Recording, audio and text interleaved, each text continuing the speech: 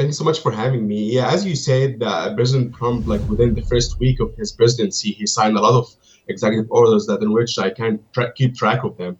But the general overview for President Trump signing executive orders trying to make America great again, as he campaigned in the last 6 8 months. And the most executive order that I that was or the most announcement that I struck me, to be honest, is within his interview with Fox News like 2 days ago about his foreign policy or his different approach towards Iran, because he is the president who like imposed a significant amount of sanctions against Iran. He is the president who signed like different executive orders trying to contain Iran and its proxies in the war in the Middle East. And right now he has different approach or different tune when it comes to Iran containment in the region. And right now he's trying to make sure that he like is starting a new era or a new foreign policy approach towards Iran. Why? Because he knows that Iran has been tremendously weakened in the last 5 6 months. He knows that the fall of the Assad regime and all of the Iranian proxies in the region have been weakened by the Israelis' aggressive Israelis like war in Lebanon and in Syria and also in Gaza Strip. So he thinks that let's make us a deal in Iran and try to pave the way for the mega deal that it's the normalization agreement between the United States, Saudi Arabia, and Israel. So I think he is trying to take a different approach when it comes to foreign policy, and also this different approach aligned with his first America policy that he wants to focus in the internal or the economy of the United States by attracting manufacturing and multinational companies to just invest in the United States, and also enjoying the tax cut as he promised. Otherwise, he gave them ultimatum in Davis and the Davis summit that he called all companies to just to come to the United States to enjoy the tax cut or to face tariffs and like maybe sanctions. This is what Trump's trying to do, and also he succeeded in attracting billions of dollars when it comes to the Stargate project, and we are talking about $500 billion in investing in only one sector within 2 3 days. Of course, this news or this announcement is seen like as a tremendous progress and tremendous success by but it is also by the middle class families that because they know that this huge investment inside the United States will reduce the inflation rate and of course will like fix their life and or like making their life better as he campaigned in the last 6 8 months. Well, let's talk a little bit about domestic policy then. What about these inspectors general? Trump's fired at least 12 of them. These are the people that investigate each of their own departments for any wrongdoing. Why might he have done that? He thinks that the DOJ or most of the bodies of the DOJ have been tremendously utilized from the Democratic Party or the Democratic administration under the Biden administration, and he think that DOJ is right now is corrupted and he needs to fix it, as he also campaigned about this news. And I think right now he's trying to not to take revenge against his enemies, as he said, but trying to fix what has been going in the DOJ and also try to make a huge distinction between politics and using like the judiciary power just to run after like their opponents. He will not take any revenge against his enemies, and as he said, as he mentioned, but I think he's trying to fix what's going on in the DOJ at the DOJ, and also he's trying to reduce the size of the federal government, as he already mentioned, and creating DOGE, which led by Elon Musk, his right hand, of course, will serve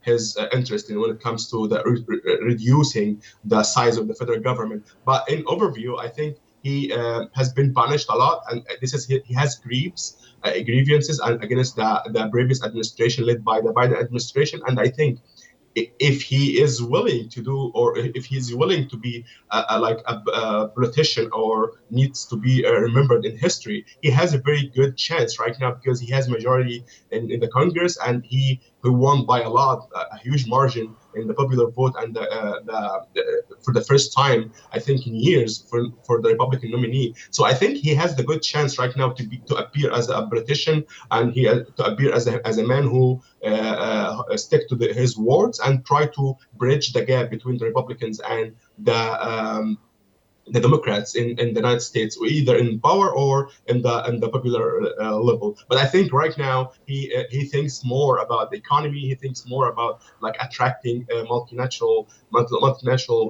companies towards the United States to invest money in there, and then try to fix what he thinks that's like messed up by the Biden administration.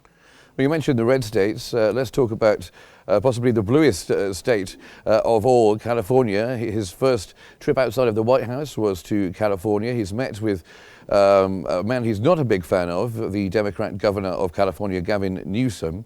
And he's made some political demands and threatened to withhold federal aid to California, of course, just suffering the wildfires. Tell us about that. What's your take on this?